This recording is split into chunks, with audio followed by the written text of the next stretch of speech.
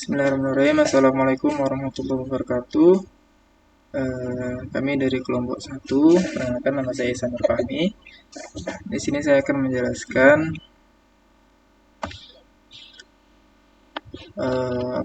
scanning dan probing di Kali Linux. Pertama-tama, apa sih kegunaan dari ping? Oke.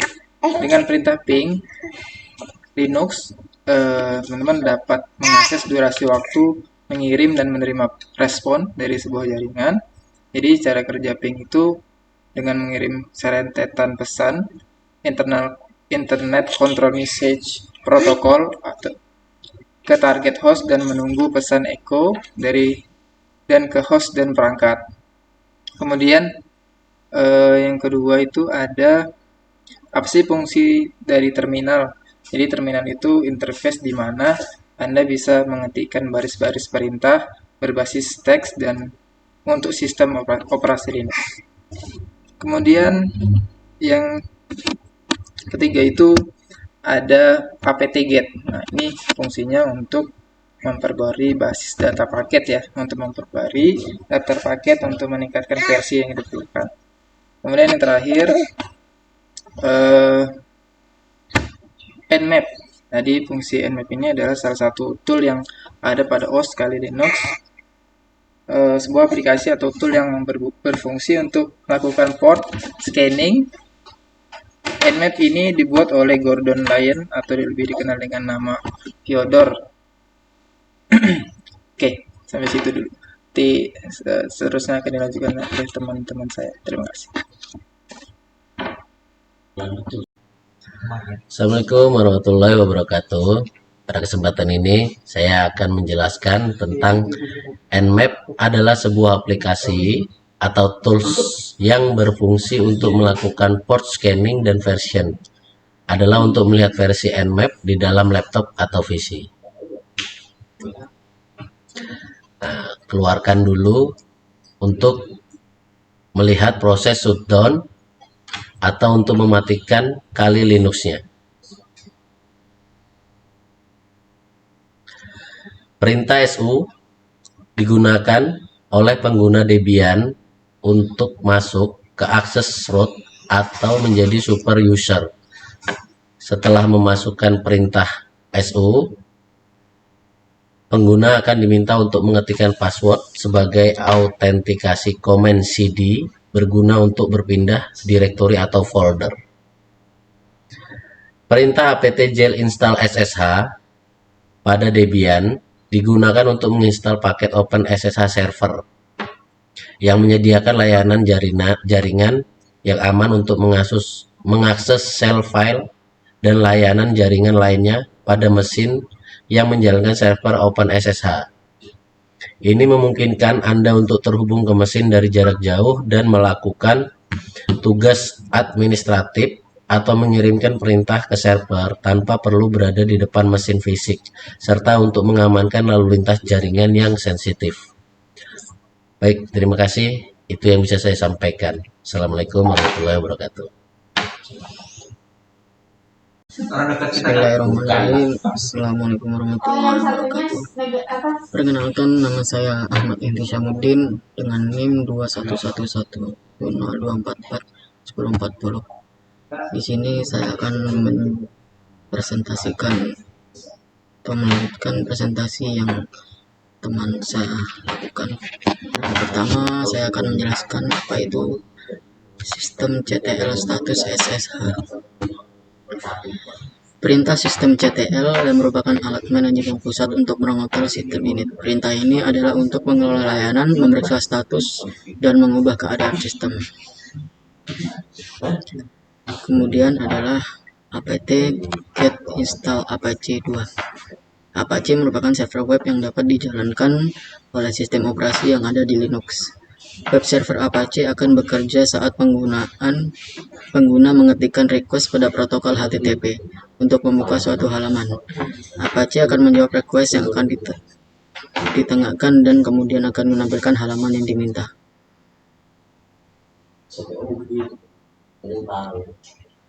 Kemudian adalah sistem iya lagi open ya, ya itu urusan dia selama anda urusan kita ya itu selama. CTL status Apache. Ini digunakan untuk mengecek dan memastikan Apache sudah aktif atau belum. Kemudian yang selanjutnya adalah apt get install fstpd atau yang disebut dengan very short stp daemon, adalah sebuah FTP server untuk sistem seperti Linux. FTPD merupakan aplikasi open source. Keunggulan FSTPD adalah dari sisi kecepatan dan keamanan karena FSTPD support dengan SSL. Mungkin itu saja yang bisa saya presentasikan. Selanjutnya akan dilanjutkan oleh teman saya. Wassalamualaikum warahmatullahi wabarakatuh. Oke, mulai ya. Bismillahirrahmanirrahim. Assalamualaikum warahmatullahi wabarakatuh. Saya Teddy Maulana. Saya ingin melanjutkan pembahasan dari tim saya atau teman-teman saya. Jadi pada bagian saya ingin menunjukkan sistem atau perintah yang untuk menunjukkan apakah program yang telah kita masukkan itu atau sistem ini sudah aktif atau belum pada perangkat Debian. Dengan memasukkan perintah seperti ini, maka kita akan mengetahui sistem atau status bar dari program itu. Karena sudah saya masukkan, maka tertera di sini program itu telah aktif dengan beberapa tampilan juga, informasi seperti load, aktif, proses, MIME-PID, task, memori, dan CG group. Dengan ukurannya dan statusnya dia seperti ini. Saat kita mengatakan program ini telah aktif, maka dia akan muncul aktif dan dalam kurung tulisannya running. Selanjutnya, mungkin saya akan masuk ke program ini. Pada tampilan Oracle VirtualBox, ini ada beberapa OS yang telah diinstal dan yang sedang dijalankan ini adalah Debian. Nah, kali ini kita akan mencoba untuk menghubungkan antara program Debian ini sendiri dengan program jaringan atau network yang akan kita masukkan nanti. Dengan masuk ke bagian setting, maka di sini akan muncul beberapa tools atau beberapa perintah yang akan nanti bisa kita gunakan saat kita ingin mengatur program atau kita ingin mengubah sesuatu atau kita ingin menambah display dan lain-lainnya. Dan kita akan masuk ke perintah network, dan ini adalah tampilan network dan akan nanti disambungkan untuk menghubungkan antara OS berikutnya dengan OS selanjutnya. Mungkin itu saja dari saya, kurang lebihnya mohon maaf, nanti akan dilanjutkan oleh teman saya. Assalamualaikum warahmatullahi wabarakatuh. Saya Muhammad Kirul Akbar. Saya akan menjelaskan penjelasan teman saya yang sebelumnya pada VirtualBox. Di Debian kita ke setting, kemudian pilih adapter 2. Terdapat banyak pilihan seperti NAT, bridge adapter, internal network, dan lainnya. Kita pilih internal network. Kemudian pada kali Linux kita gunakan cara yang sama, yaitu pergi ke network, adapter 2, pilih internal network, kemudian OK. Kegunaan dari internal network atau jaringan internal adalah jenis jaringan yang ada pada VirtualBox yang bisa menghubungkan setiap OS virtual pada VirtualBox. Jadi jika terdapat 2 ataupun 3 OS pada VirtualBox, maka bisa saling berkomunikasi.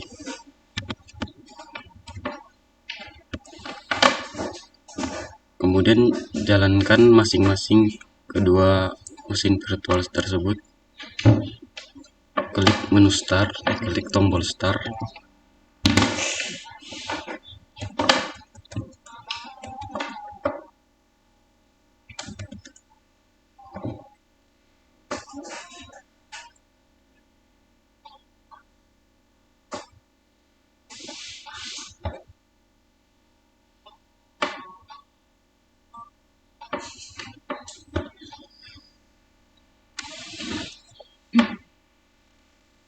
Kita masukkan username dan password.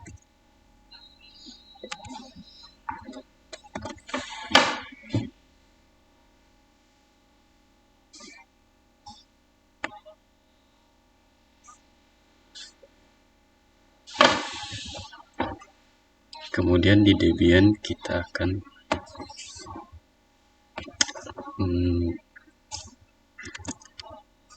masukkan password.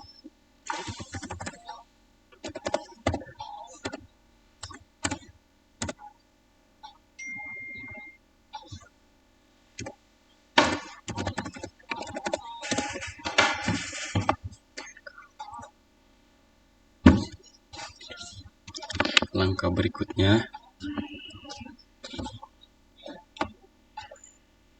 buka terminal, kita ketikkan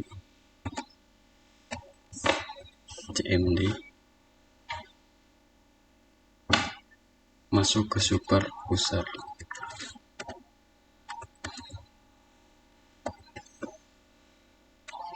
klik enter, kemudian password,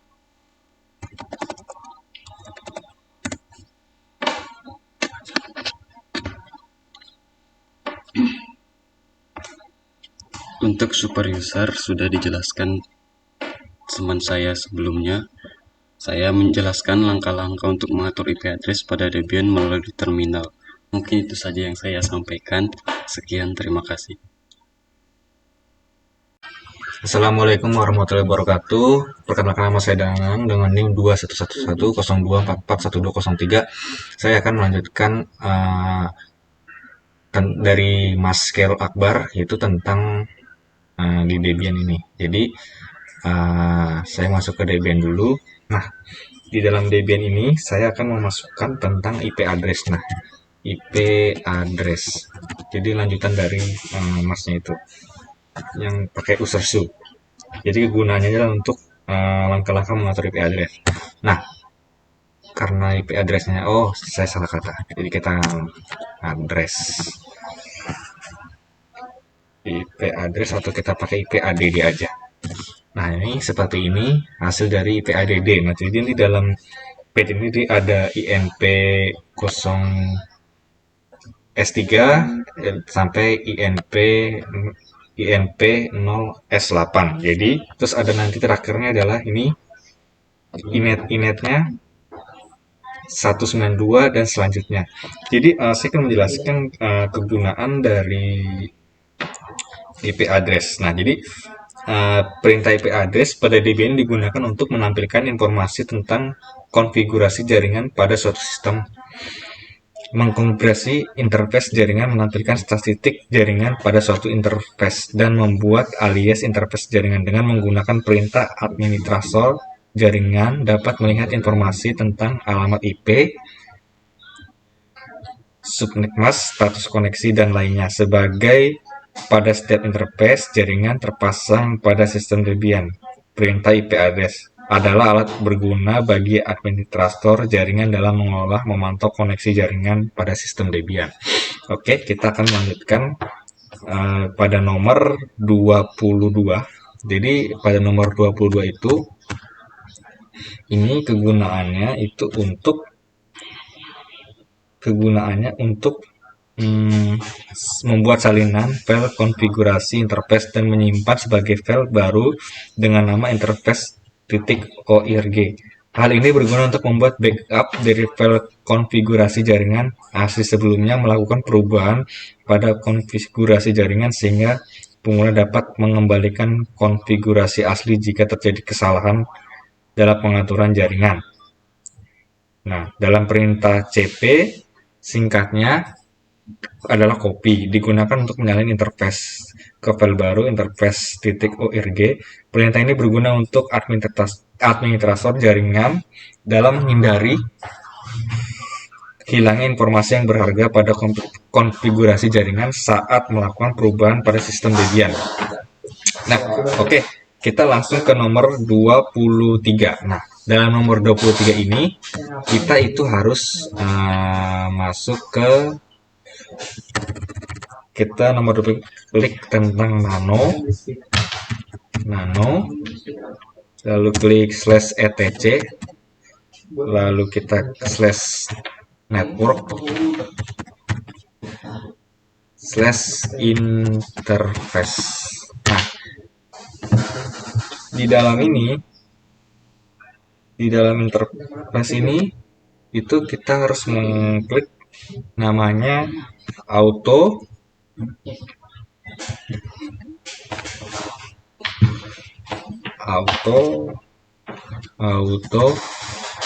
terus LO, lalu terus klik invest IPace lo inet loopback lalu auto inp 0s3, terus kita klik lagi erase inp 0s3, baru klik inet, terus DHCP auto INP 0S8, baru kita lagi tambahin lagi jadi gunanya untuk mengatur konfigurasi. Kita selesaikan dulu konfigurasinya. INP 0S8 inet static, baru kita klik address 192.168.1.100 sesuaikan dengan perintah. Terus network 168.168.1.99, lalu klik netmask, baru 255.255.255.0, lalu kita klik Ctrl X, baru kita klik Y, baru kita klik Enter. Nah, dia sudah masuk. Jadi apa itu kegunaannya? Jadi kegunaannya adalah untuk membuka file konfigurasi jaringan interface dalam editor teks nano. Dalam file ini, pengguna dapat mengkonfigurasi interface jaringan sistem Debian seperti menambahkan atau menghapus alamat IP, menambahkan alias interface, dan melakukan konfigurasi jaringan lainnya. Dengan menggunakan perintah nano/etc/nectar/interface, pengguna dapat mengedit file konfigurasi jaringan secara langsung dan mudah diakses melalui terminal, sehingga mudahnya administrator jaringan dalam mengelola jaringan pada sistem Debian. Perintah ini sangat berguna bagi pengguna yang ingin mengkonfigurasi interface jaringan pada sistem Debian dengan menggunakan editor teks yang mudah digunakan dan cepat. Nah, pada nomor 24 itu nanti hasilnya sama seperti ini nanti. Jadi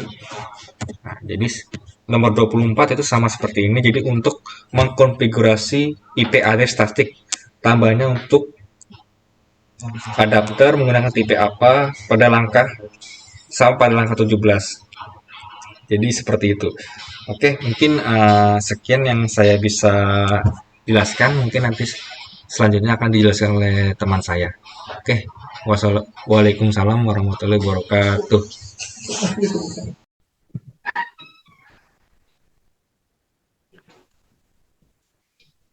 Ya, baik. Bismillahirrahmanirrahim. Assalamualaikum warahmatullahi wabarakatuh. Perkenalkan, nama saya Andi Muhammad Fatur Rahman dengan NIM 211102441173. Di sini saya akan melanjutkan dan menjelaskan tugas dari teman saya sebelumnya. Jadi setelah masuk ke sini, saya akan keluar dengan menggunakan Ctrl X. Lalu kemudian mengetik Y dan Enter. Nah, setelah masuk ke menu ini,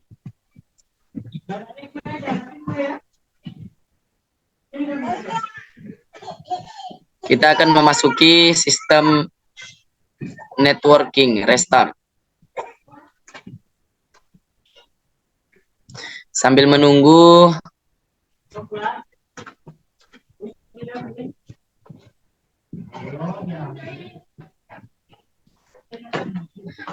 kemudian kegunaan dari ini adalah untuk membuat salinan network konfigurasi pada jaringan. Kemudian setelah itu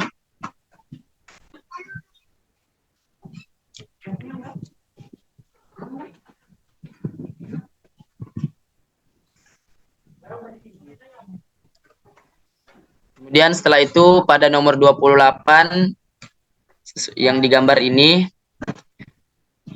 ulangi langkah 20 sampai 27 untuk Kali Linux, dan pada langkah 24 bedakan IP address.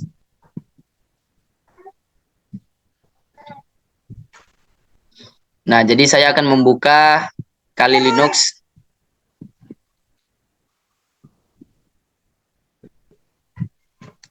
Nah, ada nomor 28 seperti ini.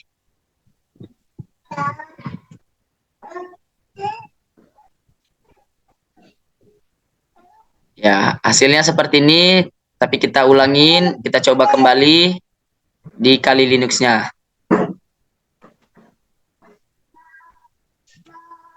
Baik, kita coba dulu.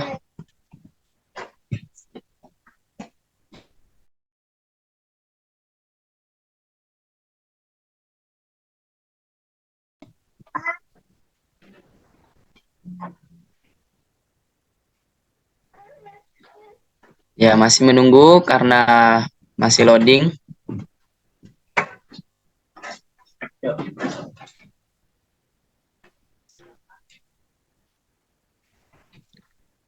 Kemudian kita akan membuka start Kali Linux-nya.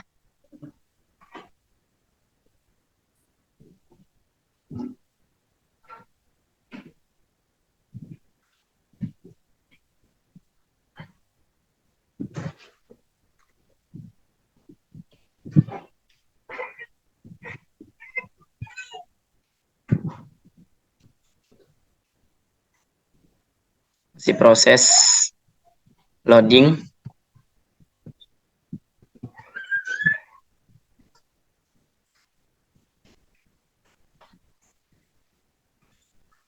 Baik, karena mungkin terjadi error, sebaiknya kita ulangin lagi, sekali lagi. Dengan mengklik start di Kali Linux-nya sendiri. Kita masuk ke dalam sistemnya. Ya baik, ini sudah mulai bisa. Sambil menunggu,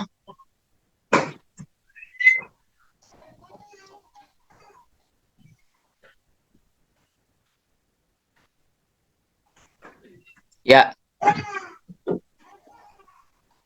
Baik, kita masukkan nama terlebih dahulu dan passwordnya juga.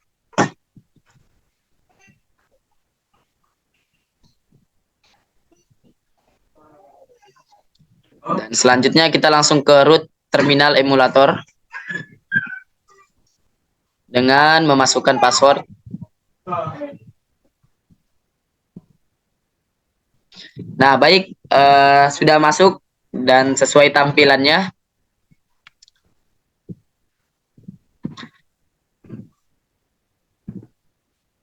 Kita akan mengklik namanya flash etc dan network interface. Enter. Selanjutnya kita menunggu.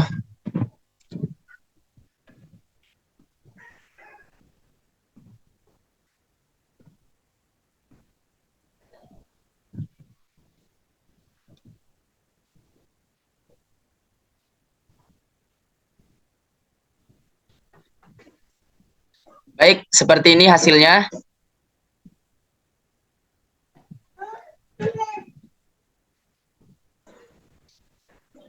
Kemudian kita akan sedikit menggantinya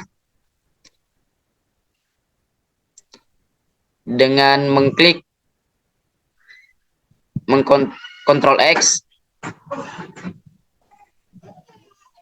Selanjutnya kita langsung masukkan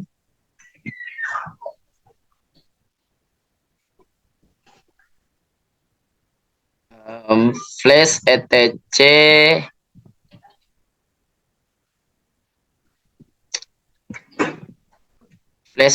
init, terus kemudian restart. Nah, sambil menunggu, nah kegunaannya sendiri ini adalah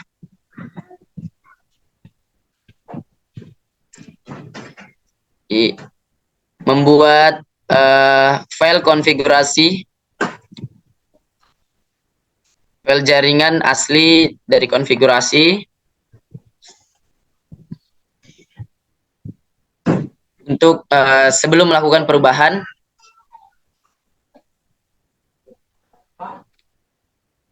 Konfigurasi pada jaringan. Ya, sudah selesai seperti ini. Kemudian kita langsung mengklik IP ADD. Nah, ini adalah output atau hasil dari hasil yang sudah kita buat.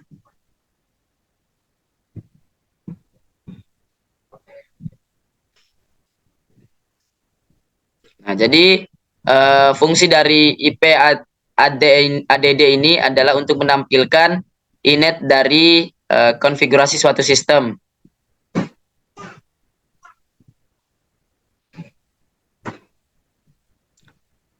Nah, baik. Selanjutnya,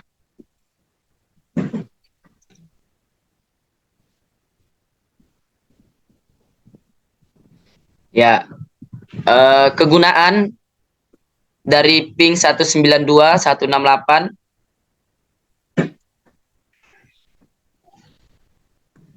ya, baik, ini adalah perintah ping pada Linux digunakan untuk memeriksa koneksi jaringan dengan mengirim paket data ke alamat IP yang ditentukan dan menerima respon balik. Dalam kasus ini, ping 192.169.1.100 akan mengirim paket data ke alamat IP tersebut dan menunggu respon balik. Nah, jika respon balik diterima, maka koneksi jaringan ke alamat IP tersebut dianggap berhasil. Nah, perintah ping ini juga sangat berguna dalam melakukan troubleshooting jaringan dan memeriksa apakah suatu host terhubung ke jaringan dengan baik. Ya, baik, selanjutnya untuk yang perintah nmap pada Linux, ya, itu adalah sebuah utilitas pemindaian jaringan yang digunakan untuk memeriksa host dan layanan di dalam jaringan. Nah, dalam kasus ini nmap-nya 192.168.1.100 akan melakukan pemindaian pada host dengan alamat IP tersebut dan mencari port yang terbuka serta layanan yang berjalan di dalamnya. Nah, nmap ini juga dapat membantu dalam memeriksa keamanan jaringan dengan mengidentifikasi layanan yang tidak diinginkan atau rentan terhadap serangan. Jadi selain itu juga, nmap ini juga dapat digunakan untuk memeriksa konfigurasi jaringan dan menemukan host yang terhubung ke jaringan. Namun perlu diingat bahwa penggunaan nmap tanpa izin dapat melanggar hukum. dan etika karena Nmap juga dapat digunakan untuk melakukan serangan pada jaringan. Nah, kemudian selanjutnya perintah Nmap pada Linux itu adalah sebuah utilitas pemindaian jaringan yang digunakan untuk memeriksa host dan layanan di dalam jaringan. Dalam kasus Nmap ini akan melakukan pemindaian pada host dengan alamat IP tersebut dan mencari port yang terbuka serta layanan yang berjalan di dalamnya. Nah, dengan melakukan pemindaian ini, Nmap dapat membantu dan memeriksa keamanan jaringan dengan mengidentifikasi layanan yang tidak diinginkan atau rentan terhadap serangan. Nah, selain itu, Nmap juga dapat digunakan untuk memeriksa konfigurasi jaringan dan menemukan host yang terhubung ke jaringan. Nah, lagi-lagi itu yang perlu kita ingat bahwa penggunaan Nmap tanpa izin dapat melanggar hukum dan etika karena Nmap juga dapat digunakan untuk melakukan serangan pada jaringan. Oleh karena itu, sebaiknya hanya menggunakan Nmap pada jaringan yang Anda miliki atau dengan izin dari pemilik jaringan. Kemudian yang terakhir yang perlu kita pahami, Nmap ini sendiri ya termasuk menjadi pemindaian untuk mencari host yang terhubung ke jaringan dengan alamat IP dalam rentan tersebut dan mencari pos yang terbuka serta layanan yang berjalan di dalamnya. Nah, dengan melakukan pemindaian ini, Nmap dapat membantu dan memeriksa keamanan jaringan dengan mengidentifikasi layanan yang tidak diinginkan atau rentan terhadap serangan.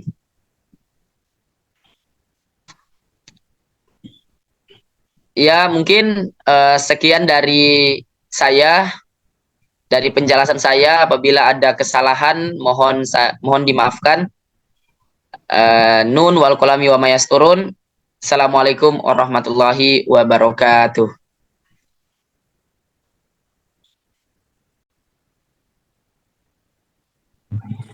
Bismillahirrahmanirrahim. Assalamualaikum warahmatullahi wabarakatuh. Nama saya Faris Destarofi Alvarez. Di sini saya akan melanjutkan penjelasan dari teman saya. Di awal Nmap strip A itu dia fungsinya menggunakan mode agresif sehingga mampu mendeteksi OS version, script scanning, dan menunjukkan rute yang dilewati sebuah paket data. Ini ada contohnya di layar, nanti dia akan keluar programnya seperti itu. Yang selanjutnya itu ada Nmap strip P. Itu Nmap-nya memungkinkan administrator jaringan memeriksa host. Dia hanya untuk beberapa port tertentu. Gitu. Selanjutnya ada Nmap, itu Nmap strip V. Itu penjelasannya menambahkan verbositas ekstra ke pencarian. Saat digunakan, flag ini akan memaksa Nmap untuk mengeluarkan informasi tambahan tentang pencarian kalian. Yang selanjutnya ada Nmap strip ON. Itu fungsinya dia memindai remote host dan menyimpan output ke file bernama scan report di direktori saat ini. Saya ketik dulu. Output text itu nama file outputnya dan sebelahnya IP address-nya. Nanti dia akan menghasilkan seperti ini. Dan yang terakhir Nmap strip SN. Dia Nmap-nya ini berfungsi untuk menemukan firewall atau sistem deteksi intrusi yang menolak upaya pemindaian Nmap. Jadi dia akan menemukan IP dari host gitu. bisa dilihat. Nah, nanti dia jadinya seperti ini, kelihatan hostnya. Baik, mungkin itu saja yang saya jelaskan. Kurang lebihnya saya mohon maaf. Akhir kata, Assalamualaikum warahmatullahi wabarakatuh.